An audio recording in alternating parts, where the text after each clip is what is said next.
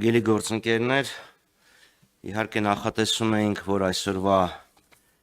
մեր բրիֆինգը ճեպազրությունը վիրված կլինի Նիկոլ Փաշինյանի կողմից ճակերտավոր գաղտնազերծված ճակերտավոր փաթեթին, բայց ինչ տեղի ունեցավ 3, չի կարող առանց անդրադարձի մնալ։ Սա խայտառակություն է, սա Հայաստանում միահեծան անսահմանափակ բռնակալության հաստատման փորձ է, ընդ որում ամենացինիկ բռնակալության հաստատման փորձ է։ Մեղադրանքը, որը ներկայացվել է Արշակ Սրբազանին, ուղղակի ծաղր է մարդկային բանականության նկատմամբ, ծաղր է սեփական ժողովրդի նկատմամբ, ինչ կուզեմ էդ էլ կանեմ, չեք ուզում, ինչ ուզում եք արեք։ Այդ մոտեցմամբ առաջնորդվում Նիկոլ Փաշինյանը։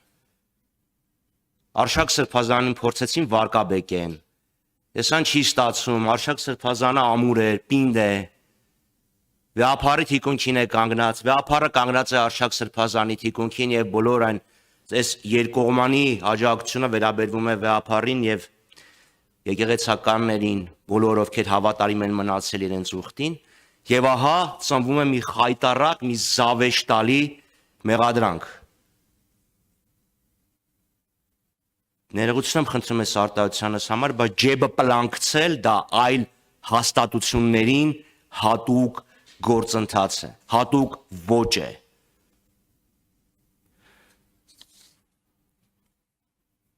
Լիակատար ամբողջական աջակցություն եմ հայտնում Արշակ Սրբազանին, Միքայել Սրբազանին, Բագրատ Սրբազանին, Մկրտիչ Սրբազանին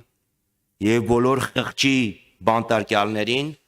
ովքեր այսօր պայքարում են հանուն մեր երկրի ազատության, անկախության, ինքնիշխանության, տարածքային ամբողջականության համար Նիկոլ Փաշինյանի զնդաններում, փողոցներում, հրապարակներում։ Հիմա անցնենք այն, ինչ որ Նիկոլ Փաշինյանը գաղտնազերծեց։ Ձեր մոտ դեժավյու չկա։ Իմ մոտ օրինակ կա, հիշում եք, ասում էր, հայ հեսա կհասնեմ Երևան, նենց մի բան ցույց կտամ, ճտիկով գրիչն էր, Հրայր Թովմասյանի ճտիկով գրիչը, որ այ Հրայր Թովմասյանը ինձ հենց բան ա տվել, այդպես մի ճտիկով գրիչ էր այն փաթեթը, որ ինքը հրապարակեց, փաթեթը կիսատ էր, էական թղթեր չկային, որոնք բանակցային գործընթացի ամբողջականությունը կապահովեին։ Մասնավորապես նորացված Մադրիդյան սկզբունքի մասին որևէ բան չկա, մասնավորապես Մինսկի խորհրդաժողովի 9-յակի առաջարկների մասին որևէ բան չկա, և իհարկե մեծագույն զավեշտը վերաբերվում էր Քիվեստի փաստաթղթին, փոխարենը տպում են ինչ-որ մի հատ թղթի կտոր, բառակույտ, որը իբրև թե Նիկոլ Փաշինյանին փոխանցել էր Լեոն Տեր-Պետրոսյանի նախընտրական շտաբը 2008 թվականին, հիշեցնեմ, որ Նիկոլ Փաշինյանը հենց այդ նախընտրական շտաբում էր, թվագրված 99 թվականով ու վերջ, օրիգինալ չկա, ընդհանրապես ինչ-որ հավաքած մի հատ տեքստ։ Ես 2 օր առաջ Քիվեստի համաձայնագրից 3 էջ հանրայնացրեցի։ Քիվեստի համաձայնագիրը նախատեսում էր Լեռնային Ղարաբաղի ինքնավար մարզի սահմաններում այն տարածքները, որոնք հայկական կողմի վերահսկողության ներքո էին, այսինքն Մարտակերտի արևելքից և Մարտունու արևելքի են փոքր շրջանները չհաշված, անցնում էին հայկական կողմի ինքնիշխանության, Ադրբեջանը որևէ պահանջ չէր ներկայացնում։ Լաչինի միջանցք ունենում էր նույն կարգավիճակը, ինչ Լեռնային Ղարաբաղը, այսինքն Հայաստանի մաս էր կազմում, ապա շրջափակվում էին բոլոր կապուղիները, բոլոր, այլ ոչ թե Ադրբեջանը թույլ էր տալիս, որ Ղազախստանից իր տարածքով 4-րդ կարգի մի բուռ ցորեն բերեն։ Փոխարենը Հայաստանը Ադրբեջանին էր տրամադրում միջանցք, անխոչնդոտ,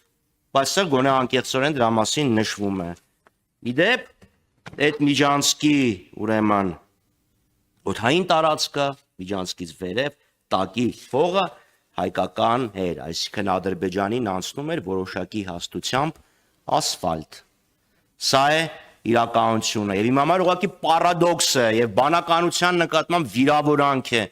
ասել թուղթը չկա չենք տեսել բայց sense բանա գրած այդ ով Լյուցիֆերն էր երազում բերել այդ տեքստը թելադրել չենք տեսել բայց sense բանը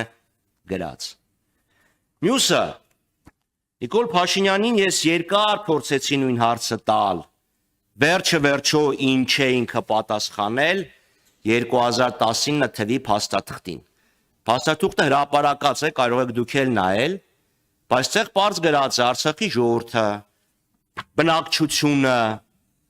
բնակչությունը, տարբերությունը չգիտեմ, սկզբունքային է թե չէ, կամ ինչքանով սկզբունքային է։ Ստանում էր իր քաղաքական կարգավիճակը, ապագա իրավական կարգավիճակը որոշելու հնարավորություն որի օրակարգը որևէ բանով սահմանափակված չէր, որի արդյունքը որևէ մեկը չէր վիճարկելու, ստանում էր անցումային կարգավիճակ, որը ապահովում էր բնական կենսագործունեությունը հանրապետության, ստանում էր իրավունք մասնակցելու ՀՀԿ եւ ՄԱԿ միջազգային կառույցների նիստերին, որտեղ քննարկվում է Արցախի հարցը Հայաստանը դիտվում էր որպես Արցախի անվտանգության երաշխավոր։ Ինչ էր Նիկոլ Փաշինյանի արձագանքը այս թղթին։ Համեմատեք այն իրավիճակը, որը կարող էր ստեղծվել այս թղթով, եթե Նիկոլ Փաշինյանը համաձայնվեր, եւ համեմատեք այն իրավիճակը, որը մենք ունենք այսօր։ Ինչի այս թուղթը ստանալուց հետո Նիկոլ Փաշինյանը սաստկացրեց իր հռետորաբանությունը։ Գիտակցաբար դա արեց, թե չէր հասկանում ինչը։ Եթե սկզբից 50-50 էր հավանականությունը, իր վերջի հայտարարությունները, որ Արցախը թոք էր եւ պետք է կտրեինք, ցույց էր տալիս, որ գիտակցաբար է տարել սաբոտաժը։ Եվ վերջապես, Նիկոլ Փաշինյանի օրոք միայն ՀՀԿ Մինսկի խումբը չէր բանակցությունների հարթակը, ինչ էր ինքը բանակցել ուղակի Ալիևի հետ։ Դուշանբեում, Աշխաբադում, Դավոսում, Մյունխենում, Սանկտ Պետերբուրգում ինչ է բանակցել։ Դրա մասին որոշակի տեղեկություններ տվել է Ալիևը պատերազմից մի քանի օր առաջ, Նիկոլ Փաշինյանը չի երգել, ուղղակի դժգոհել է, թե ինչ է գաղտնի տեղեկության արտահոսք կազմակերպում։ Ասել է ես էլ նենց բաներ կասեմ, որ Ադրբեջանը անհուսալի